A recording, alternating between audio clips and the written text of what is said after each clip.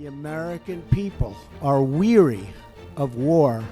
Nowhere is this more evident than with the war in Afghanistan, the longest war in American history. In August 2017, President Donald Trump outlined a new troop surge in Afghanistan, prolonging a military occupation that began in 2001.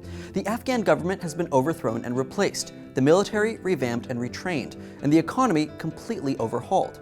Still, many parts of the country have resisted change, particularly in rural areas. So today, just how powerful is Afghanistan? Well, the Islamic Republic of Afghanistan is one of the largest countries in South and Central Asia, coming in at roughly 250,000 square miles, ranking 41st globally in size. But much of the region is sparse, mountainous, and rural, with only a few major urban centers, including the capital, Kabul. Kabul actually hosts more than 13% of the country's population of 35 million, with roughly 75% living in rural areas, which are still ethnically divided. Demographically, Afghans break down into four major ethnic groups: Pashtun, Tajik, Hazara, and Uzbek, although there are over a dozen ethnicities, including those from surrounding countries such as Pakistan, Iran, and Turkmenistan. Roughly half of the country speaks a Persian-Afghan dialect known as Dari, and more than a third speak Pashto, with the distinction mostly based on geography. Pashto is predominantly found in the border region of Pakistan and Afghanistan, while Dari is more exclusively Afghan. Nonetheless, both are defined in Afghanistan's constitution as the country's official languages. Additionally, 99.7% of the population is Islamic, with as many as 90% ascribing to the Sunni faith and 10 to 15% to the Shia faith. Interestingly, there's only one reported Jewish resident in the entire country, despite a sizable Jewish population prior to 1979. In fact, 1979 marked a significant shift in Afghan demographics and politics. That year, the Soviet-Afghan War saw the Soviet Union invade Afghanistan and establish a socialist state until 1989. In the chaotic aftermath of the USSR's departure, the country fell under the control of the Islamic terror group, the Taliban, who became its de facto tyrannical government starting in 1996. Following the attacks of September 11th in 2001, the Taliban protected the financier and mastermind of the attacks, Osama bin Laden. This sparked another invasion, this time by the United States, which toppled the Taliban regime and instituted a pro-US government. In the years since, the Afghan economy has seen massive growth, mostly due to foreign involvement and investment.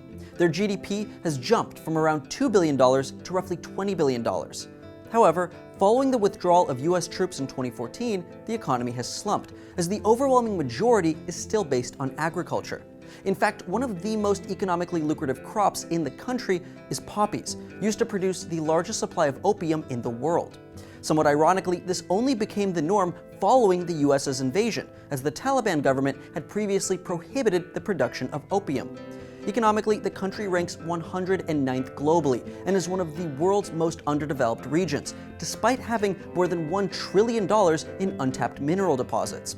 Civil war and constant invasion and regime change has made concentrated efforts to exploit these minerals almost impossible. Militarily, in spite of significant investment, improvements, and training by the United States, Afghanistan still lags far behind many of its neighbors.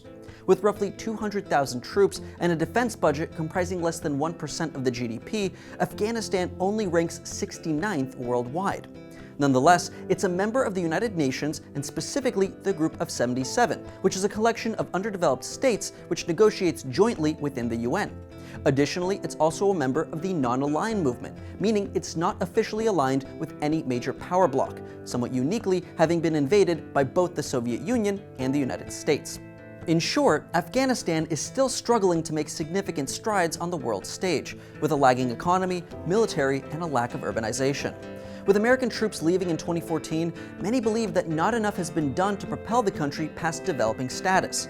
Sadly, outside of their enormous illicit drug trade, little about Afghanistan can be considered powerful.